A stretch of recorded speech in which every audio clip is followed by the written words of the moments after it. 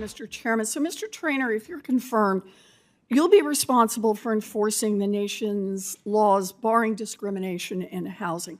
HUD's website says that the office you would lead, the Office of Fair Housing and Equal Opportunity, quote, works to eliminate housing discrimination and promote civil rights and economic opportunity through housing.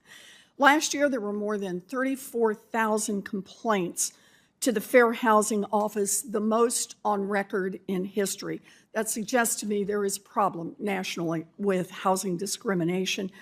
Mr. Traynor, you describe yourself as a civil rights lawyer, so I just want to go through your record on civil rights.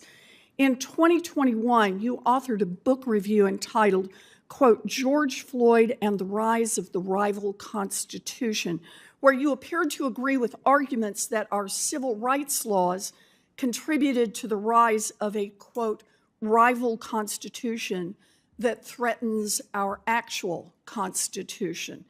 In a 2022 report to the U.S. Commission on Civil Rights on Racial Disparities in Evictions in New York State, you wrote that while you, quote, do not doubt good faith views that racial discrimination many decades in the past somehow reveals itself today in New York's rental market, I do not share this view. Your current civil rights enforcement role at the Department of Education, you are being sued by the NAACP and other civil rights groups for advancing a, quote, legally flawed and unsupported interpretation of the Civil Rights Act of 1964 and the Equal Protection Clause of the 14th Amendment to the Constitution. Mr. Traynor, given your record, why should we trust that you will fulfill the explicit mission of HUD's Fair Housing Office to, quote, eliminate housing discrimination and promote civil rights? Senator, thank you for that question. I'd look at my career as a civil rights attorney who has represented hundreds upon hundreds of vulnerable New Yorkers in the worst time of their lives as being oftentimes the only person they can talk to help them navigate a deeply complex and at times unfair system. And that is exactly what I intend to do, is to take that experience and to evaluate complaints that come in, investigate that, and vigorously enforce the law if we find violations. There's no doubt about it. That's the problem that I'm trying to probe here, Mr. Traynor. You're currently being sued by civil rights groups. You seem to have come to the conclusion that housing discrimination in New York's rental market does not exist. You've raised questions about the constitutionality of our civil rights laws. Your record is not indicative of someone who will faithfully uphold the civil rights laws. Instead, it reads like somebody who is hostile to the fundamental premise of civil rights. That makes me think you are just not a serious person for this job.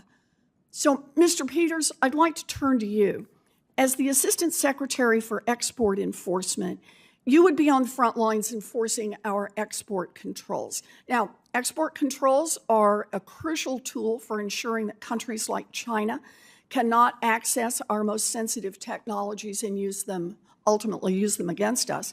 So in February, Senator Hawley and I wrote to the Commerce Department to express our concern that BIS hadn't closed loopholes allowing PRC to acquire millions of advanced AI chips. Last month, Senator Banks and I wrote to NVIDIA to emphasize our concerns that its new R&D facility in Shanghai could lead to the diversion of advanced chips. Mr. Peters, do you agree that we need to impose robust safeguards to ensure that countries like Saudi Arabia and the UAE do not simply take our chips and pass them along to China? Senator Warren, thank you for your question, and I appreciated the opportunity to meet with members of your staff in anticipation of this hearing. As I'm sure you're aware, BIS essentially is divided into two components. There is the enforcement side, which I hope to lead. There is also the administrative side, which has the primary responsibility for rulemaking and policy. I view my role, should I be confirmed, as committed to the aggressive enforcement. Okay, I'm sorry, but I had a very specific question here.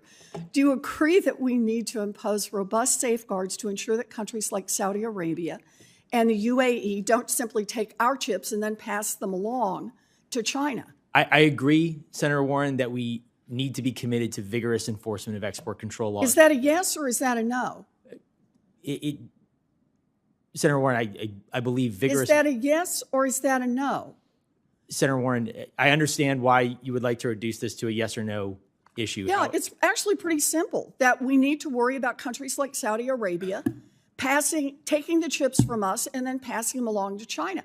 I get that we don't send the chips directly to China, but I'm very concerned about handing them to a country that in turn hands them to China. And I just want to know if you're worried about that as well. Senator Warren, transshipment of technologies is already part of our enforcement mechanism. I understand that. So can you answer this question then with a yes? I can answer that I would be vigorous. I will aggressively enforce the law. All right. I think that I'm not going to get an answer here. Thank you both.